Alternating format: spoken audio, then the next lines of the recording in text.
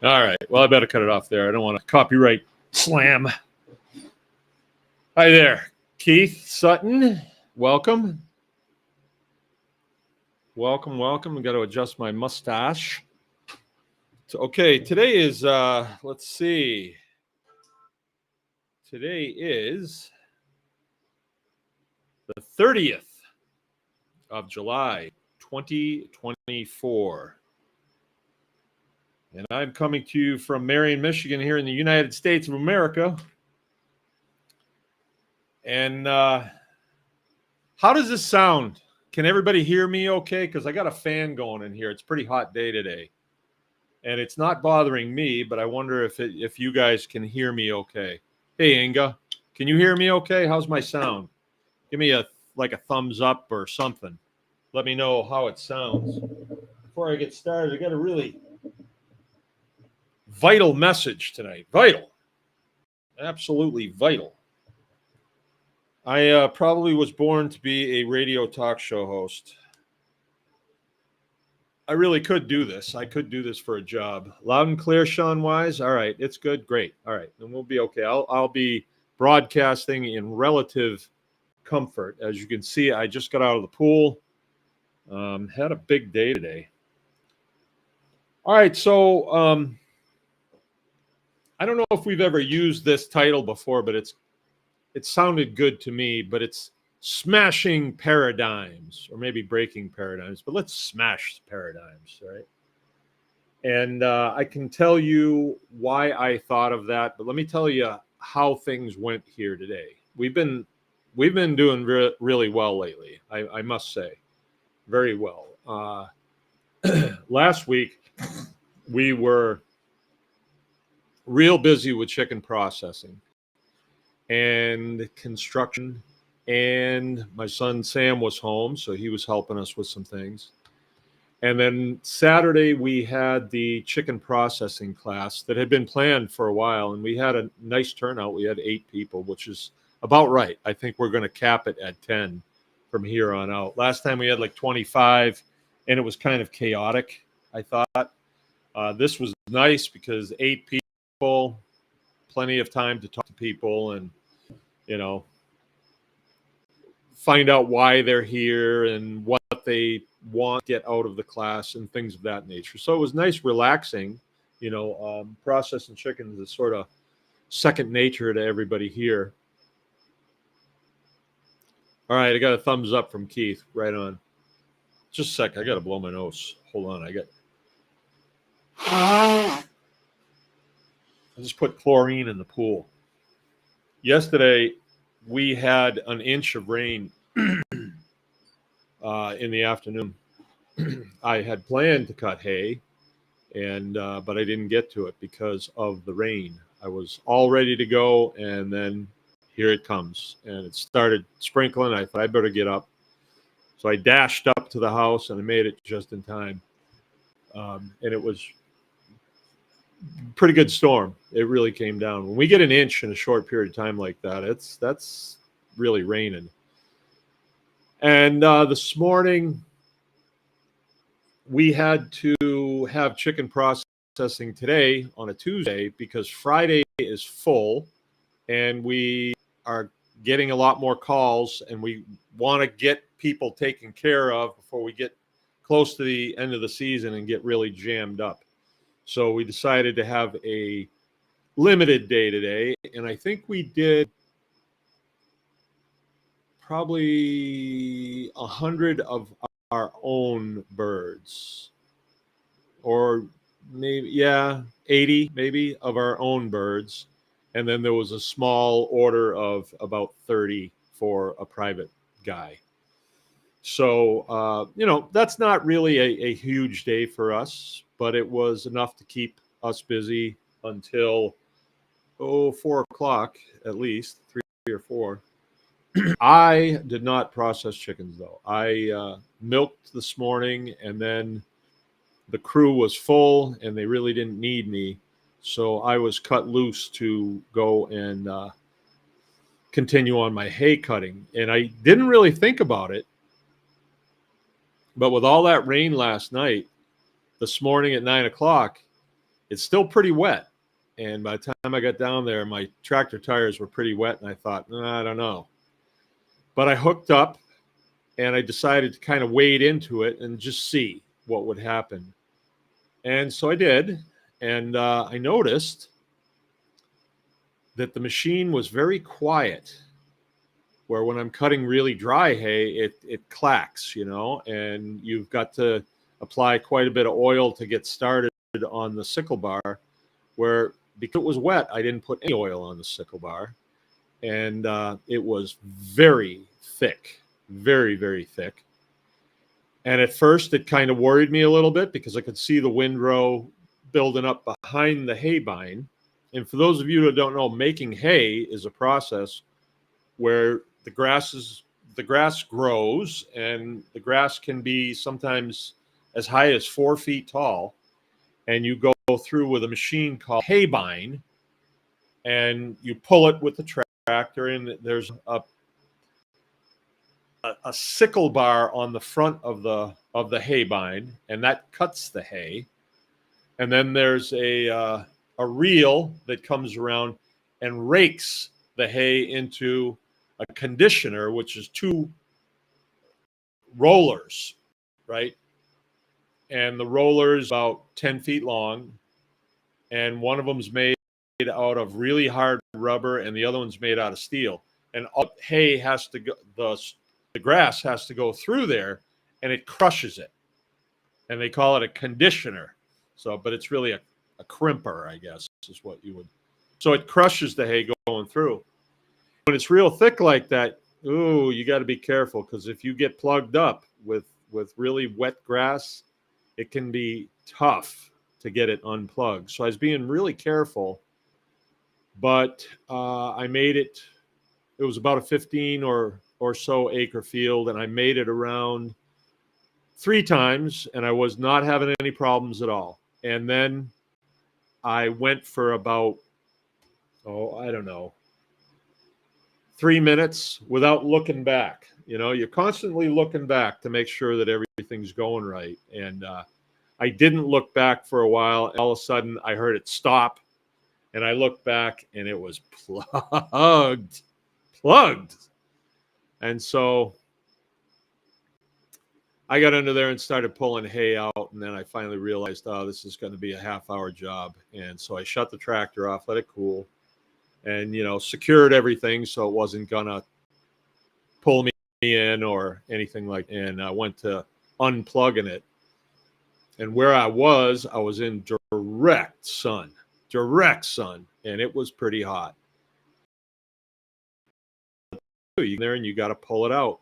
And sometimes when it's really plugged, you can only get out a couple of pieces of hay at a time, literally just 2 pieces at a time. And then when you get enough out, it loosens up and you can pull a big clod out. So I did that. It took me, about a half an hour. And then I got a big glug of water out of my canteen and fired it back up, and I made it around. I usually go around in a circle around the field about 5 times. And then I'll cut the field in half and go straight through it, turn around, come back on that one, and just keep doing that until I move all the way out to the edges and finish up. And really good hay on that farm. And I mean, on that field, the best I have ever had on that field. I've never had hay like that on that field, but there's a reason why. And that's why I want to talk about smashing paradigms. Brian Jacob. You know what? I didn't get a chance to talk to you enough on Tribe Day. I kind of just thought you'd be there a lot longer, but it just went by quick, and then you were gone. You and the Cash Master. Okay, so as I was going around the field, let's see, did I finish everything? Yeah, we had the class on Saturday. It was great. People stayed. There was 3 people that stayed a little longer because they wanted to walk around the farm and see things. And so I said, sure, and we walked around. And that extended the day by probably an hour and a half, because we got to talking about things, and it was like a little consulting thing, little consulting gig. And I didn't mind it. It just goes by, and I'm glad to do it because I like to show people what we're doing. If they're interested, I want to show them what we're doing. If I got to drag them around and tell them to shut up while I talk, then not so much. But these guys were really interested in what we were doing.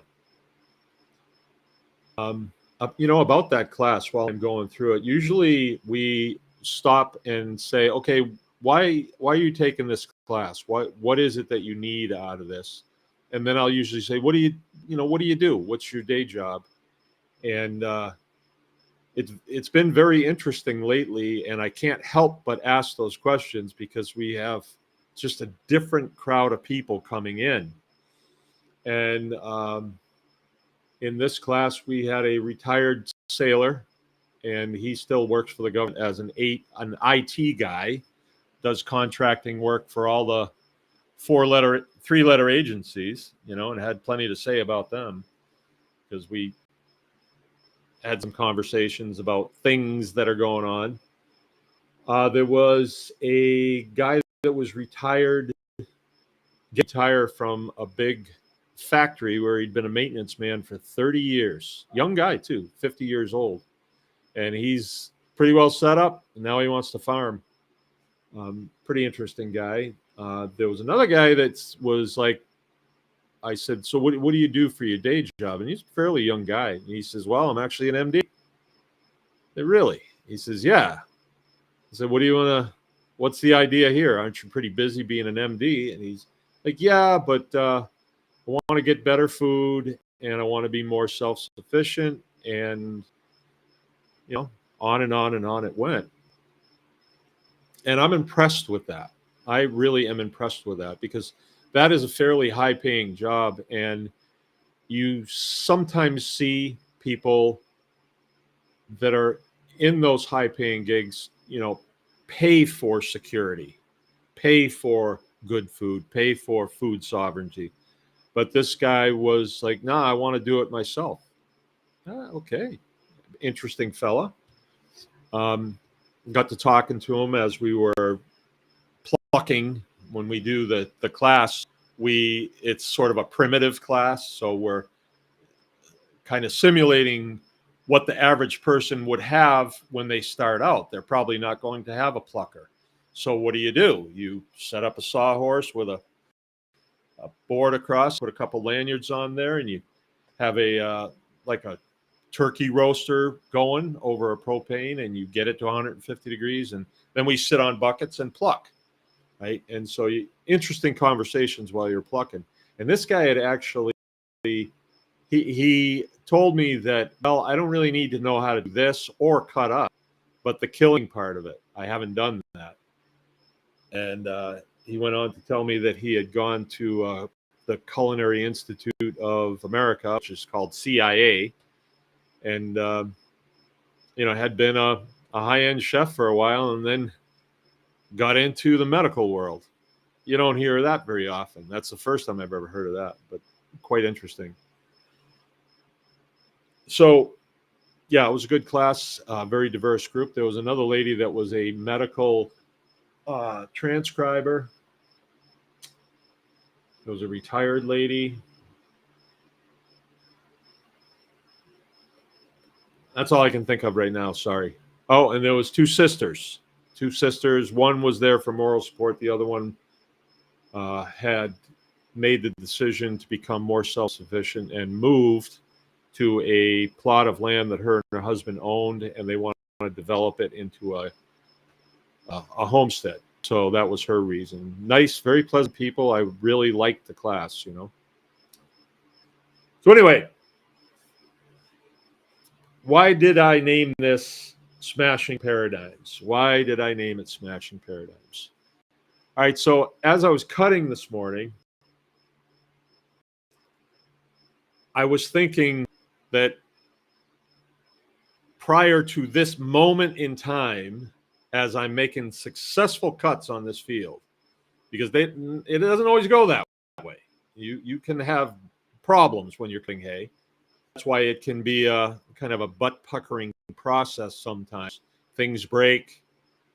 It's hot. When it goes good, it goes good. But when it goes bad, it can go bad, real bad. I mean, the bad that you're getting the car to drive and get parts or new chains or, things like that.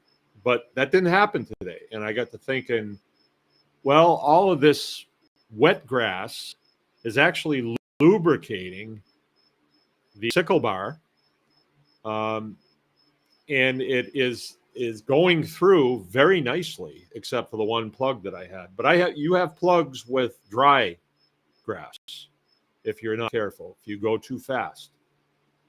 So I got to thinking about that, and then I was thinking about the class, and then I was also thinking about a visit that we had weekend. We went and visited some friends down south. I won't name any names.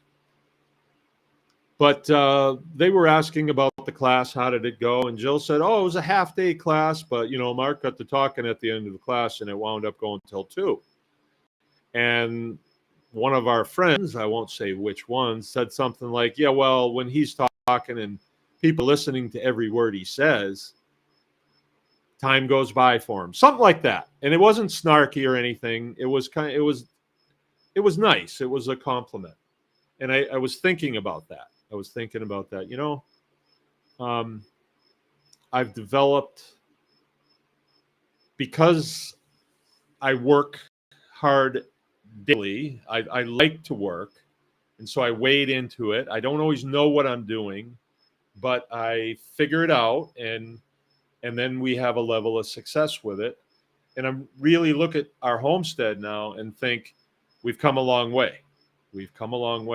And then it helped, I think back to the early days when I made really dumb decisions and spent a lot of time on things that didn't actually move the ball down the field. They were just time wasters, but I did them. Okay, Gabe's with us. All right, Gabe, howdy. And as I'm doing this, I'm thinking about that. I'm thinking about what they may have said. This person may have said to me, and thinking it through. And I was thinking about a friend that I had when I was in Montana. I kind of idolized the guy. He was quite a bit older than me, and he worked on his ranch full time. He had worked there before it was his, when it was his dad's. And so he worked for his dad. And then, all right, Dave Duncan's with us. Right on. And then he took it over full time. And by the time I met him, he was probably 50. I would have been in my early 39-ish. I was 38, 39-ish, probably. Oh, yeah. And I watched him really closely, what he did. And because I wanted to have my own place and work there instead of like what I was doing, working for the Air Force and doing what I was told. And this doesn't make any sense. Doesn't matter. That's how we do it. I didn't want to do that anymore. And so I watched him, what he did. And when he spoke, he was speaking from a place of efficiency and I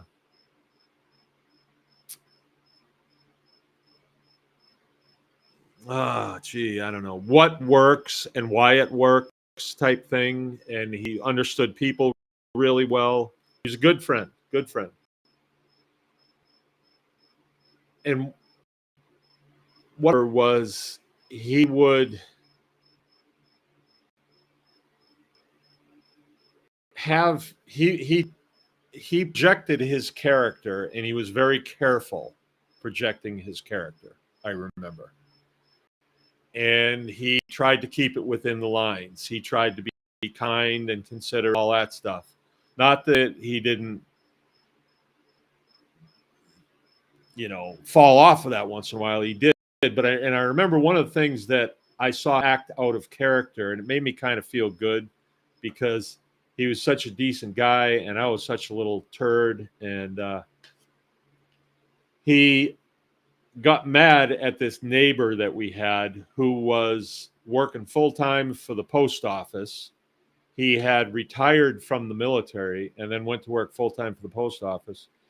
And his wife worked too. They didn't have any kids. They bought a big spread and they were going to farm. And then he was going to retire from the post office and then just farm. And he really didn't have control of what he was doing. And it was a real frustration to my friend Paul. Now, I never met the guy. I never met the guy. But Paul would say stuff to me about this guy. And he had a real hard time with when the guy would come over and ask a question about how something worked. And it was generally around hay cutting. He's out in Montana. Hay cutting is huge. You know, there's a lot of cattle out there. Not so many pigs, not so many chickens, but cattle, lots of cattle. It's cattle country. And Paul would tell him what the answer was to his question. And then the guy would question Paul's answer. And that got under his skin because he'd been doing it since he was a little kid. He knew the type of hay bind that the guy had. It might have even originated on his place, for all I know, because equipment didn't go very far out there, it seemed to me at the time. I don't know. I'm a lot more mature in the farming world now than I was then.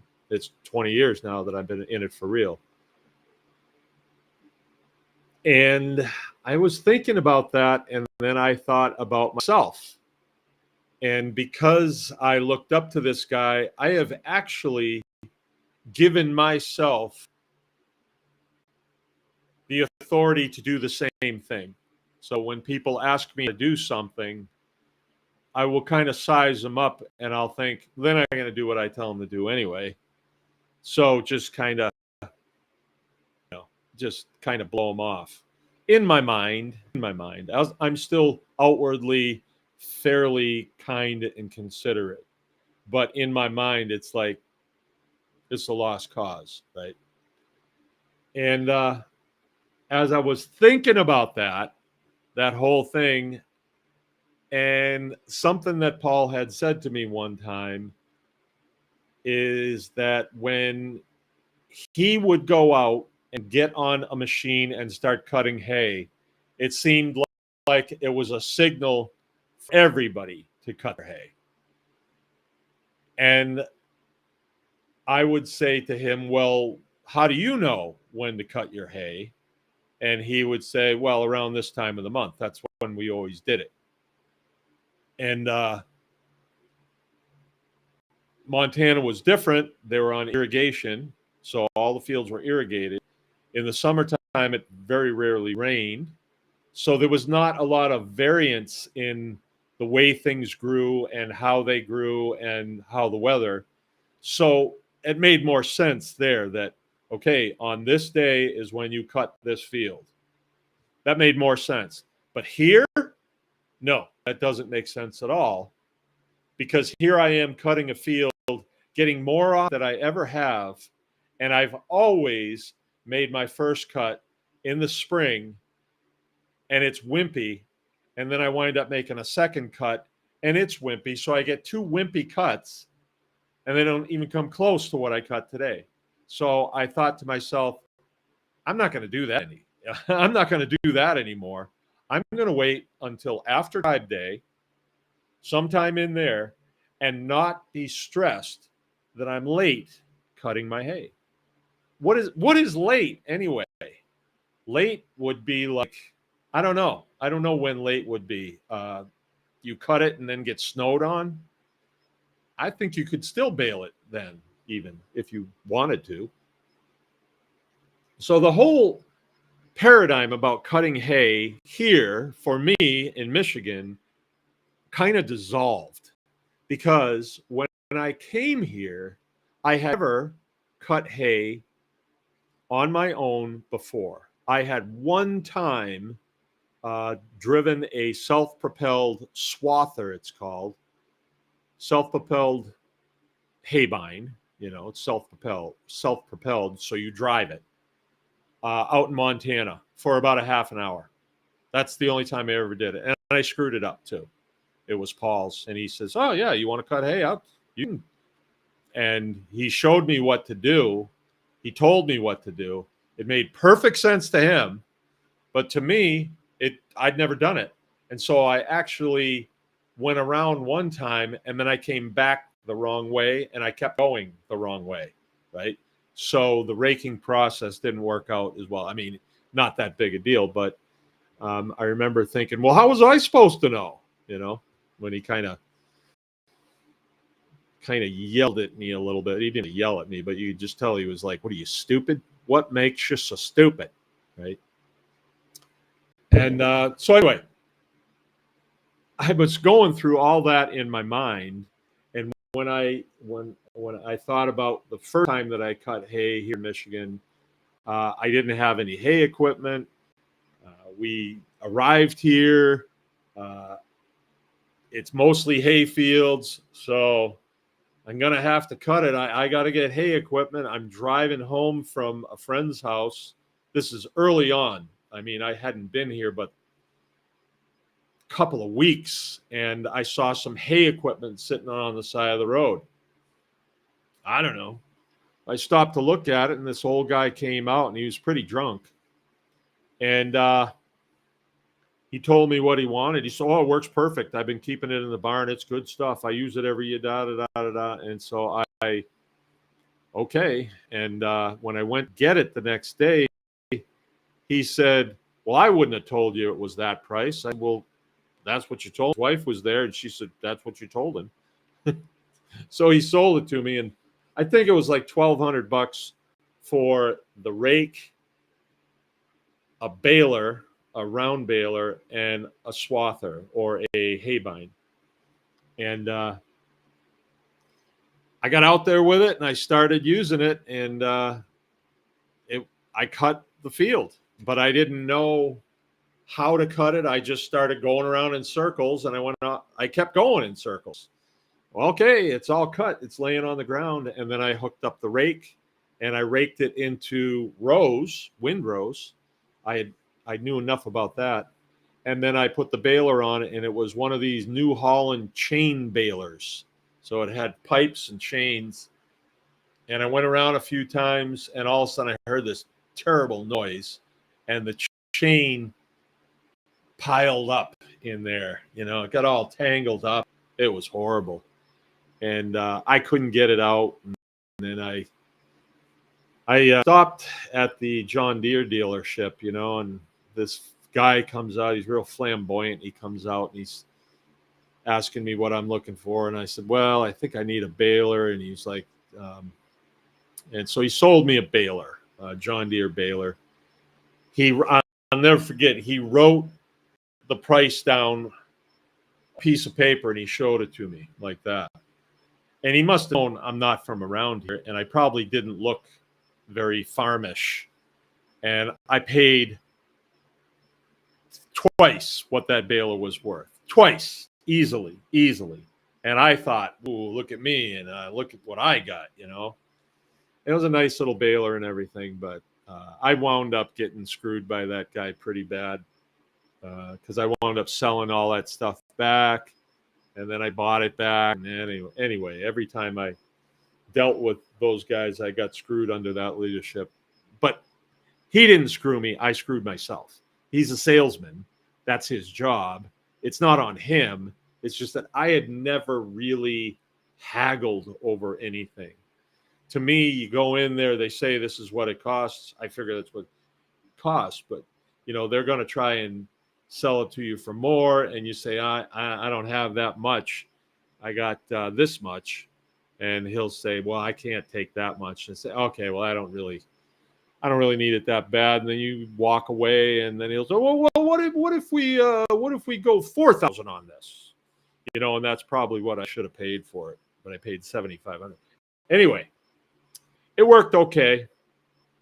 I had it for a while, but that's how I learned to do it. And I remember the first year, I didn't know where to put the hay. Even I didn't know it went in the barn. I really didn't know, because out in Montana they kept it outside. Turns out where I stacked it was a really low spot, and if I had been here for a winter, I would have known that, because in the spring the kids actually out there with rafts and things, and they float around on the snow melt, right? So that's where I stacked it. So the bottom row of round bales were completely destroyed. Yeah. So anyway, a lot of mistakes like that. But so I was thinking all that through, thinking about the paradigm of how to cut hay here. And then I was thinking about, well, why do I feel pressure to cut hay in the spring? And it's the reason is because I see my neighbors out cutting hay, and it's like, oh, if they're cutting hay, I better cut hay, right? But their fields are different than mine. They use things on their fields that I don't use. I only cut one cut. I only need one cut, and then I want to graze the rest. So as I went through that, it makes perfect sense for me to wait until July, like the middle of July, from the middle of July on, and cut. And there's plenty of time for the grow back. And then the field is dry. You can graze it. The cows go out there and they eat the second growth off, which is, will get up about a foot, and it's pretty supple. It's nice stuff for them to eat. And all my hay is in the barn or wherever I need it for the winter. So I started putting together this other plan of how to do this. And it feels right. I mean, it really feels right. As you know, I've read the book Kick the Hay Habit. I shared that with you a couple of years ago, and I'm really into grazing, because when the cattle are out on the field and they're just walking around, it's a dry field, and they're eating. They're also manuring and urinating, and that's good for the field. And I'm not feeding hay while they could still be grazing, right? So I don't have to manage their manure. It's just all around nice. When you have cows in the barnyard all the time, then you have a lot of flies in the barnyard. Whereas when they're out on the field, their stuff gets distributed. It becomes an asset, and all that. And we've talked about that. But that works for this farm, the way I am set up. Let's say that I listened to a certain person from the Department of Agriculture when I first got here. He says, "Oh, you're going to have cattle? We have grants for that." And I was like, "Oh, really? Oh, yeah. We pay for the concrete and the guardrails, everything." I was like, "Concrete? What do you mean concrete?" "Well, see, we don't want you to pollute. So we want your cows to manure on the concrete, and then you can scoop it up and spread it on the field." And I was like, "Oh, that's how that's done. And you don't want me to pollute." "Oh, I don't want to pollute." And yeah, all I had to do was fill out some paperwork, and they were going to give me a whole bunch of money that I could give to the concrete company to just dump a bunch of concrete, and then we could screed it out and then put the cows on that concrete. Yeah, with guardrails. Yeah, you put pipes down and then you bolt guardrails to it. That's how they do it. So the cows can't get out.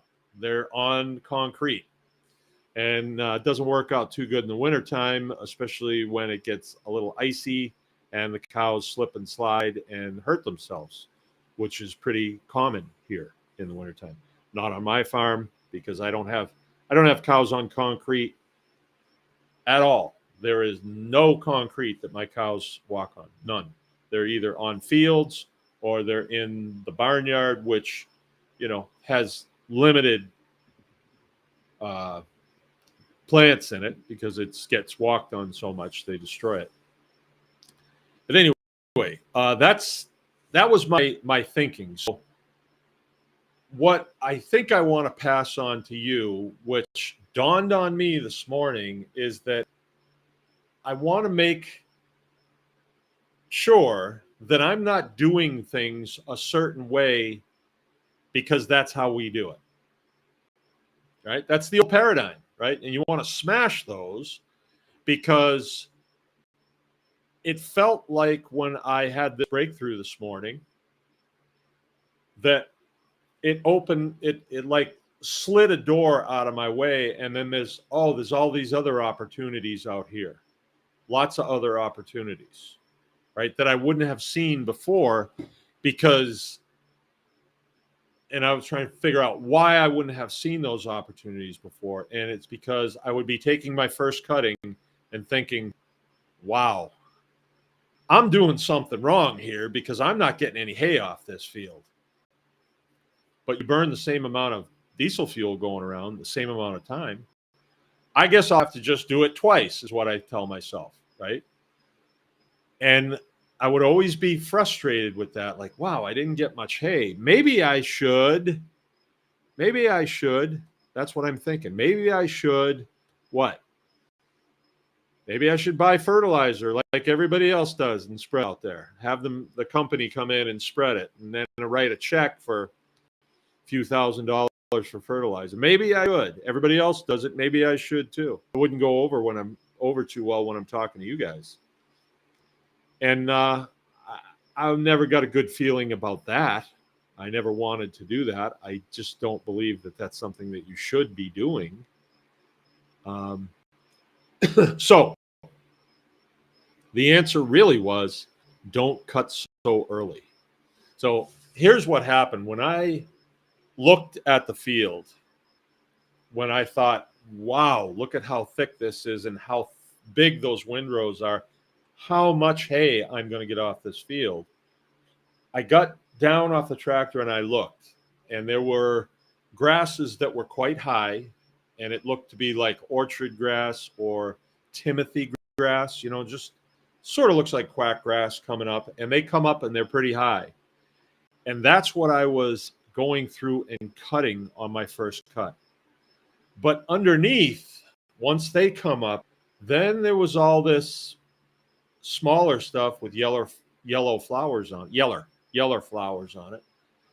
And that was trefoil. That was bird's foot trefoil. And I know I planted that out there. And then under that, or within that, was clover, right? And then there was some other species that, I tell you the truth, I don't really know what they are. But I know that I know the cows will eat it. I know the cows will eat it. And so what I was doing was I was taking that first cut way too soon, and I was taking all the shade from these other species that were going to come up later, but they needed maybe more heat to germinate and break loose and come up. And so there was nothing wrong with that field. There was nothing wrong with the seeding that we did. There was nothing wrong. It wasn't a lack of fertilizer, because if you pull a sod back and you look at it, the soil is dark brown and smells really good. It's even a little muddy, so it's sub-irrigated. So I actually surmised this morning that I maybe would have waited a little longer, because some of these plants were very small. They were juvenile plants. So I made the decision right there. I cut the majority of that field, and there's a little pond down there that I have to go around. I didn't do that. I cut the very easy part, and I'm going to make sure tomorrow, midday, I'm going to get down there and I'm going to rake it. Anybody else notice that the Weather Service is kind of funky this year? I mean, it's like they're not even close. We have no rain in the forecast, and we did not have rain anyway. Oh, maybe I'm in Cupertino. No, I'm not in Cupertino. But they've been way off, it seems like.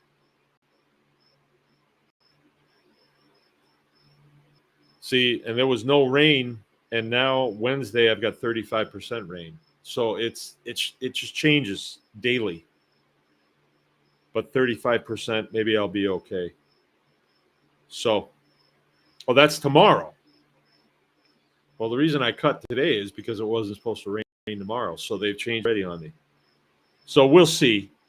If it looks like it's going to rain, then I won't rake. And then if it does rain a little bit on hay that I haven't raked yet, that's fine. Then the next day is supposed to be 86 degrees. And the next day after that, Friday, is supposed to be 84. And then Saturday's 85. So according to this, I have days that I can get hay in, according to this. But I'm not going by it anymore. I'm just going for it. If it looks good, I'm going for it. So I really discovered something this morning, and it forced me to think back in time. When we arrived here, we got here in May. By the time I got my act together and I was actually able to cut hay, it was late in July. And that first year, I got more hay than I knew what to do with. No kidding. Of course, I didn't have cattle then. You know, I was like, okay, you cut hay and sell the hay. And I did that, and I made pretty good money selling hay, except for the stuff that got waterlogged. I couldn't sell that. And then the next year, it didn't work. What's going on? I'm not getting hay here. And since then, I've kind of struggled with it. The property next door that is now in our possession has really good hay on it, and that has been carrying us. It's been carrying us, right? But now this year, I'm going to be sitting really pretty with hay, if everything goes right. You know, if something doesn't happen.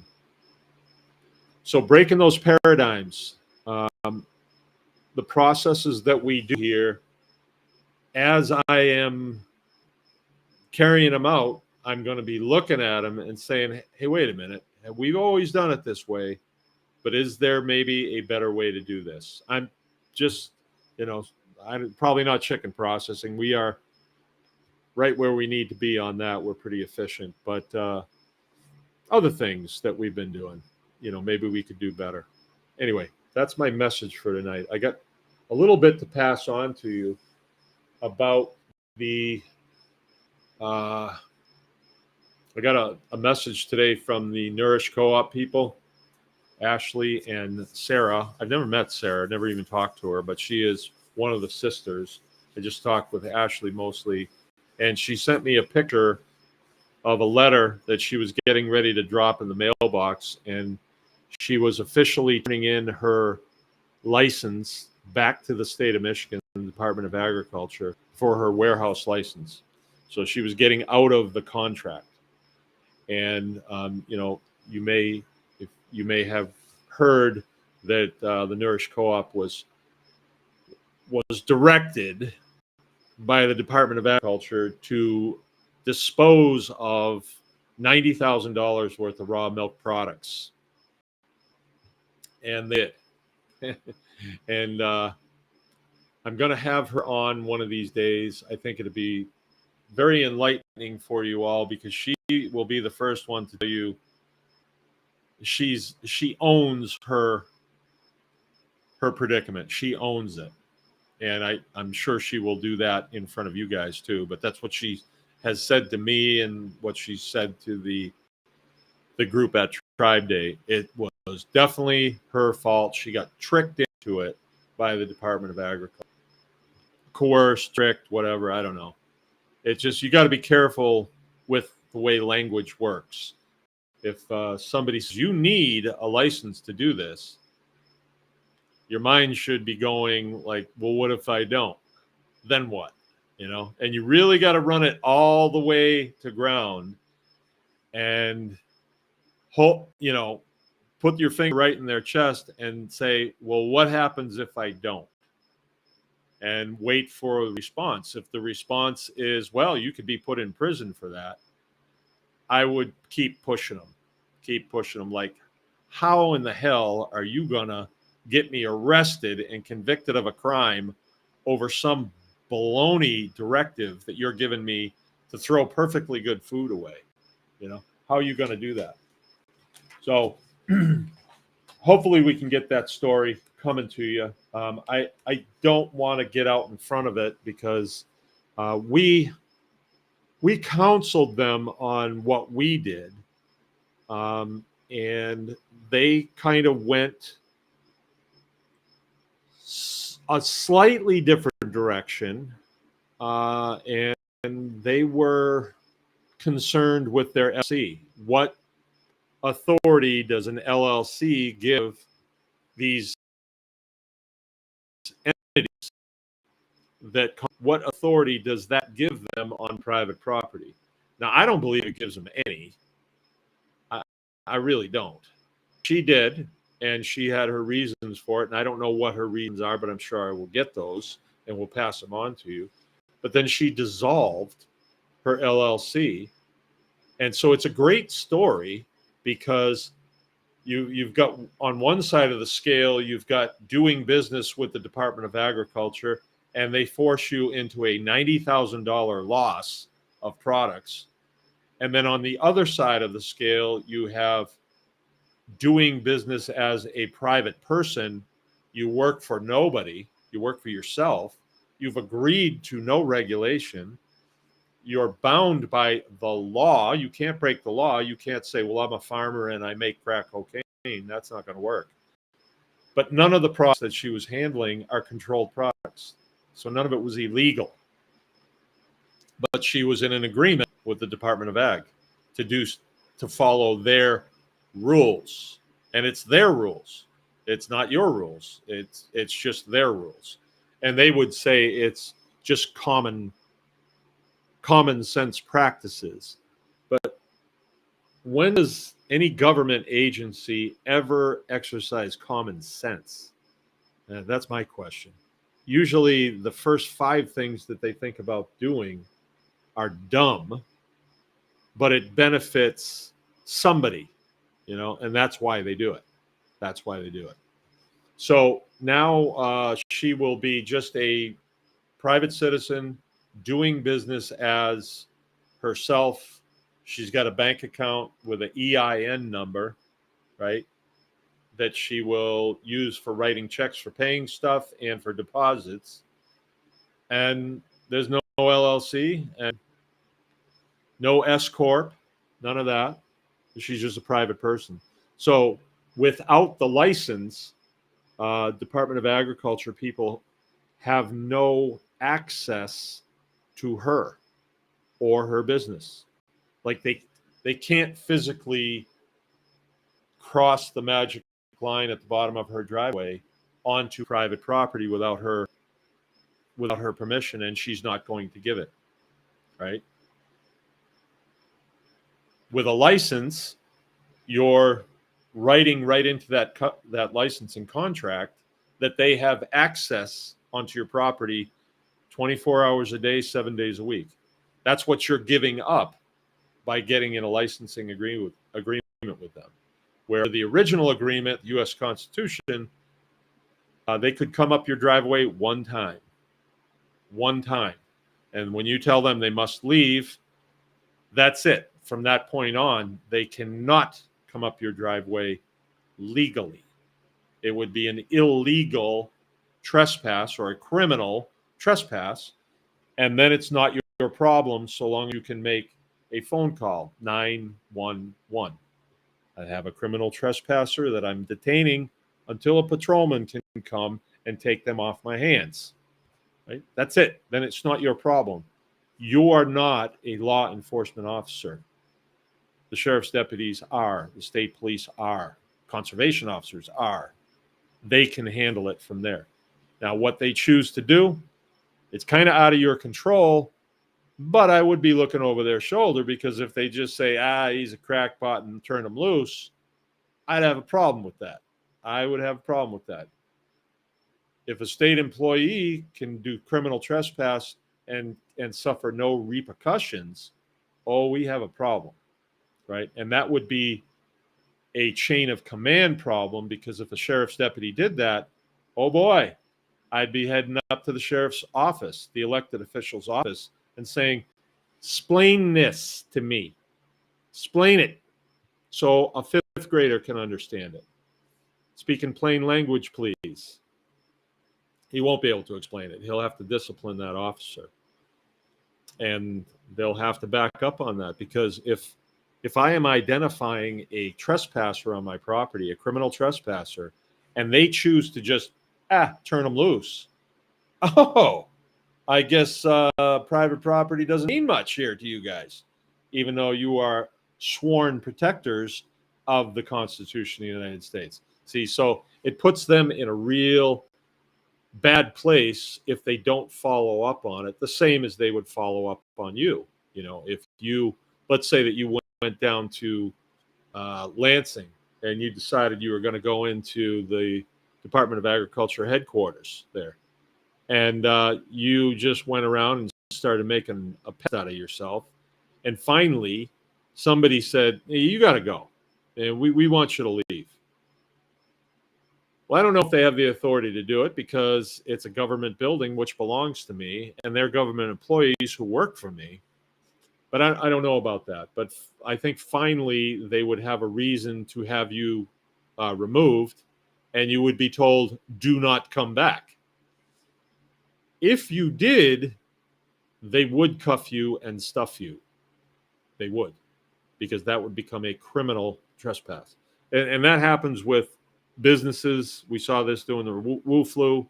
If you gave the Walmart greeter guy a bunch of static, they would call the cops on you, and they'd say, "We want this guy trespassed." So the cops fill it out, and then you can't go there anymore.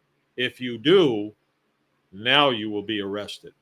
See, the first time is kind of like a I don't know, kind of a grace period. They can't just, and you got to do something too. You can't just be there. They have to have a reason to trespass you. And like a business like Walmart, they want your money. But if you're really being disruptive to the other customers, then they say, "Well, we'll cut our losses here. We'll kick this guy out forever." And they do. And I don't know, they probably forget about it after a while, and you go in there and nothing happens to you because they don't remember your face. The Walmart greeter guy applied for that job, didn't get it. So there you go. I'm very proud of the work that they have done. They've shown extreme courage in the face of uncertainty. I am certain, and I'm guiding them the same way I would guide one of my children. And I did tell her that too. I said, I would never ask you to do something I wouldn't ask one of my kids to do. She's not getting herself in trouble. Don't think that. A lot of times people believe that if they push back against an overzealous bureaucrat, that be target us, right? And you'll have black sedans sitting out in front of your house and all that stuff. They don't have the manpower to do that. They don't have, this is the Department of Ag we're talking here. They do, but they just don't have the budget for it, right? And that's not business, We're not talking about assassination attempts or anything like that.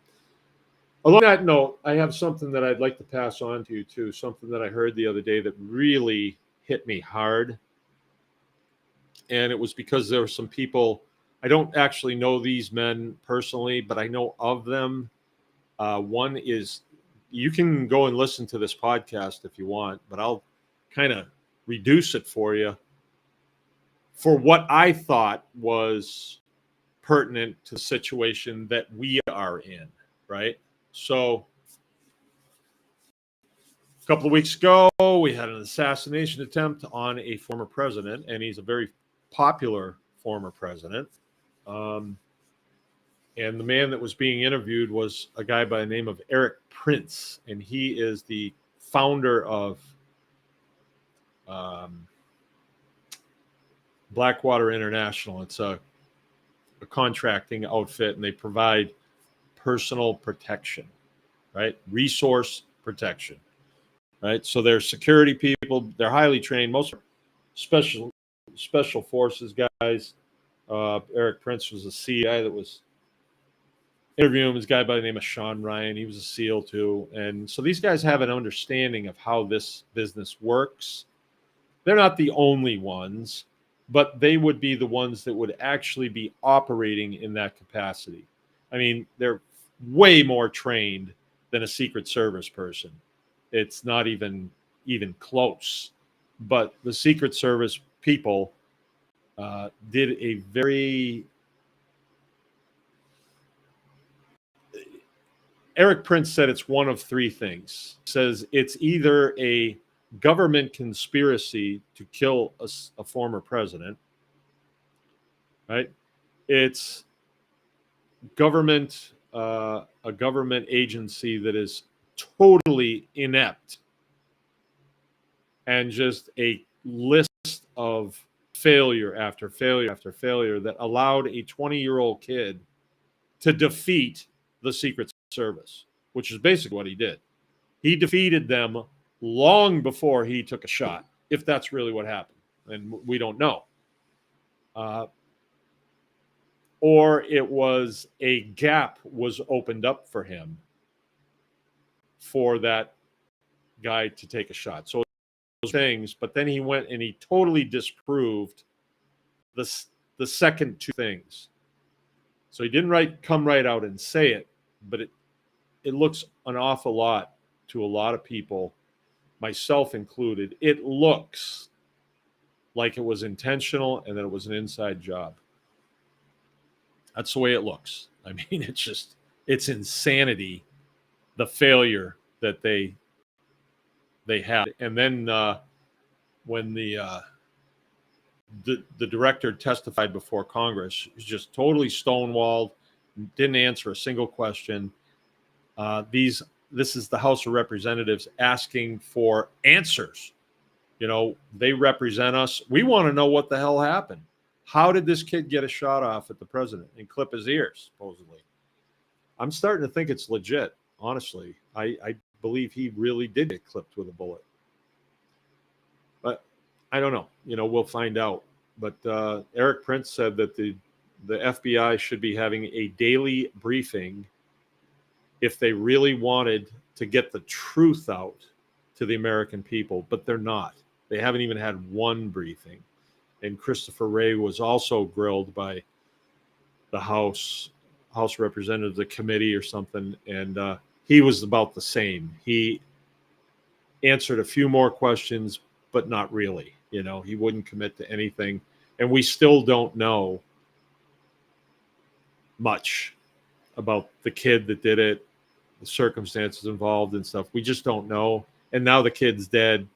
Sounds an awful lot like the assassination of JFK. You know, the guy was killed like a day later. And so now we don't know anything about it. And still to this day, people will say, oh, the CIA did it. They will say that, oh, no, the Cubans did it. They'll, you know. So we still don't really know. The Warren Commission is still sealed, and it was sealed by one of our guys, you know, back in when he was working for President Trump. It was our guy, Mike Pompeo, that sealed it, working for the CIA. Didn't have any reason to do it, but he did. So we still don't know who did it. So Eric Prince's take on this was what I believe I want to pass on to you guys if you haven't heard this.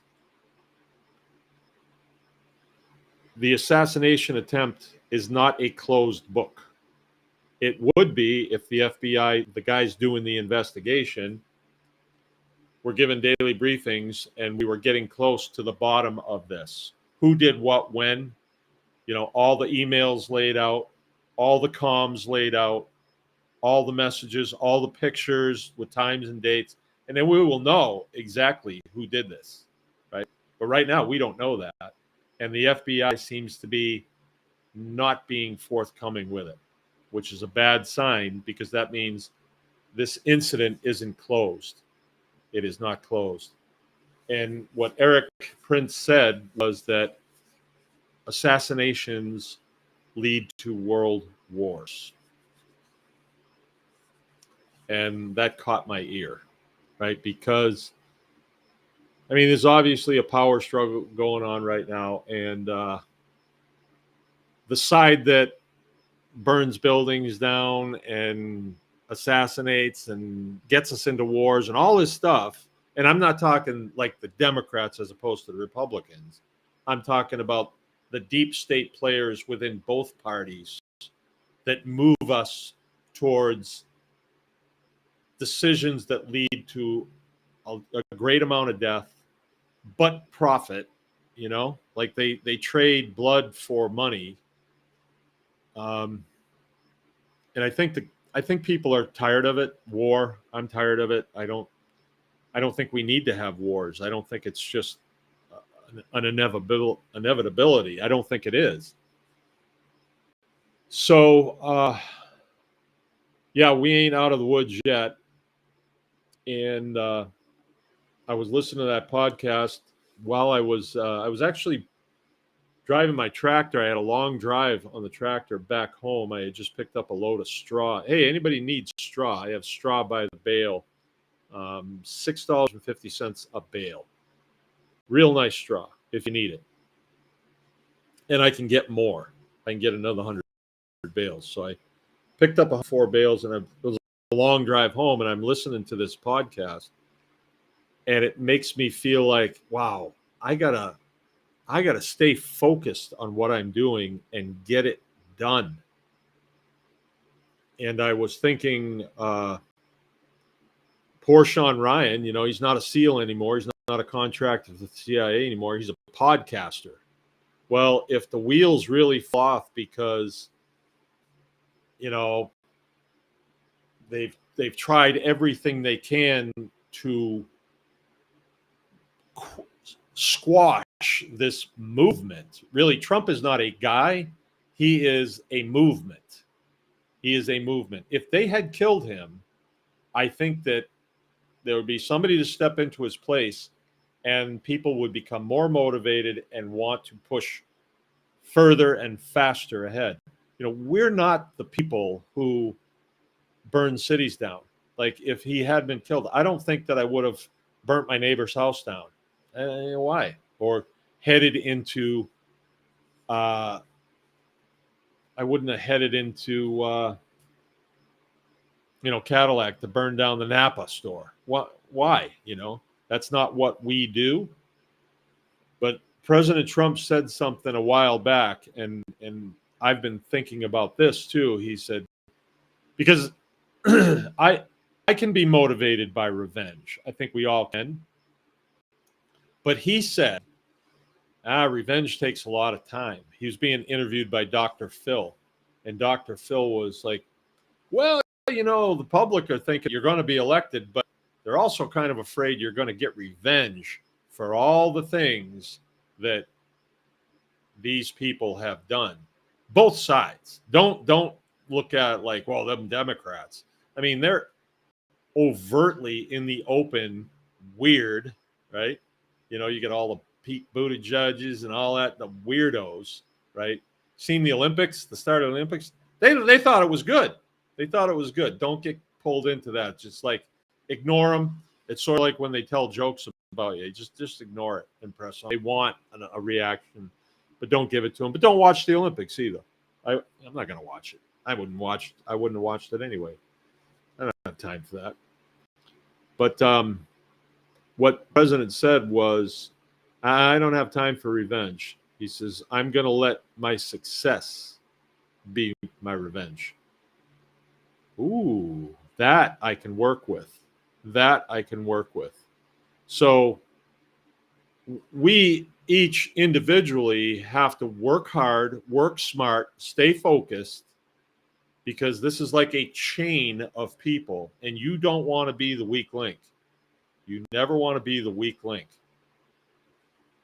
So just focus on what you're doing, get it done. If times get tough, you've got your homestead, you've got your food supply, and you'll survive. Right now, it's really survival mode. At our level, we're not the ones that can go after the FBI leadership, and I'm not really putting all of them into the same category. It seems as though the leadership is not good, and we saw that with the state police. The individual state police were upstanding people, but leadership, they're looking for the sleaze bags that will do anything, and they put them in leadership, right? The DEI hires, right? So I think we can get a handle on this. It just, we've got, all we can do is what is in front of us, and then vote and support and do whatever you can do there. But let's let our success be our revenge, you know, as far as the farming world goes. And I hear this all the time. People are like, well, how do you structure this so you don't get in trouble with the USDA, right? And they have this mental picture. I can see it in their mind. The USDA is this like Terminator figure that's going to show up and blow the place away. That's not who it is. I don't have her picture here anymore. I think my wife disposed of it because I was kind of mean to her the other day, but I have a picture of the inspector that did all the problematic things down at Nourish Co-op. She's no Terminator unless you're a jelly donut, right? So let's just do the best we can. All right, that's what I'm going to do. I felt sorry for Sean Ryan because if the wheels fall off, his main source of income, his show, I don't know if that's going to make it. But me, I believe that the direction that we're going, and the concept was proven during the Wu flu, we can just hunker down. We can stay home, work more, produce more, and we'll be okay, I believe. If I lived in a city or I was reliant on the grocery store, I'd be a little concerned, actually. I would be a little concerned. I would be laying stuff in, you know, and have at least a couple of years worth of something that I could survive on. And but see, this is what we have preached. Get your butchering skills down. Get some large animals on your property that if times get tough, you will eat. And with that, I think I'm going to end. And I'm going to go eat. David wants to know what kind of straw. It is oat straw. I know it's not wheat. Yeah, it is oats. It is. Yeah, it's oats. Oats. Yeah, Ballistic says, what isn't weaponized against Trump and the Patriots? You know, Trump and the Patriots, that's X22 Report. Dave on X22 Report. He used to be on you on he used to be on YouTube, and then they kind of kicked him off, and now he's over on Rumble. And my sister listens to him religiously. And I thought I would play a joke on her and say, hey, did you know that guy that was actually hit with a round during the assassination? That was Dave from the X22 Report. And she wouldn't think that's too funny, though. Z-Goat says, who is this bozo? Trying to get my goat, huh? I bet there's farmers loved that opening ceremony. I bet there's, yeah, right. Yeah. Okay, let's call it good right there. There will be a consulting call tomorrow night, Wednesday night. If you are a Tribe Plus member, you'll get a notification midday. and you'll have a code that you can put in, and it's a Zoom call. And we talk for as long as we need to. Sometimes we go 2 hours, but I want to kind of keep it on farming. We've been straying off of that, and some of our non-conspiracy members are kind of maybe not liking that too much. So let's talk about farming. Let's keep it within the lines, and that'll be tomorrow night at 8:00. Zoom. If you want to be a Tribe Plus member, you can go to bakersgreenacres.com and sign up. I believe registration is open. All right, we shut it off for a while to do some changes to the program, but the main thing that people are taking advantage of is that consulting call. So it kind of makes sense. You're running a a new farming operation, and you get to a place where you got to go left or right.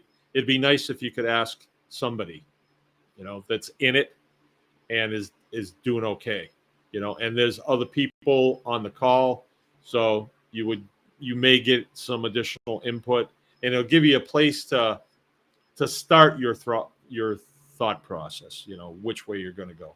So that seems to be what people want. So we give them what they want, and then if you're a Tribe Plus member, you get a break on all of our in-person classes, which really seem to be the way to go. The online class model, I don't know.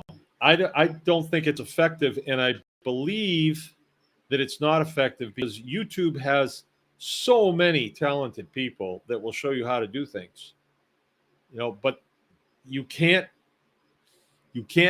ask them a question. That's a problem. So the in-person Zoom call fills that gap, I think. And it seems to be what people want. I mean, we worked hard to get all these discount codes for different products. Nobody really wanted them. The boots and the butchering equipment and all that stuff. No one took advantage of it. So, but what people do want is that Zoom call on Wednesday night. So we will be there. Okay.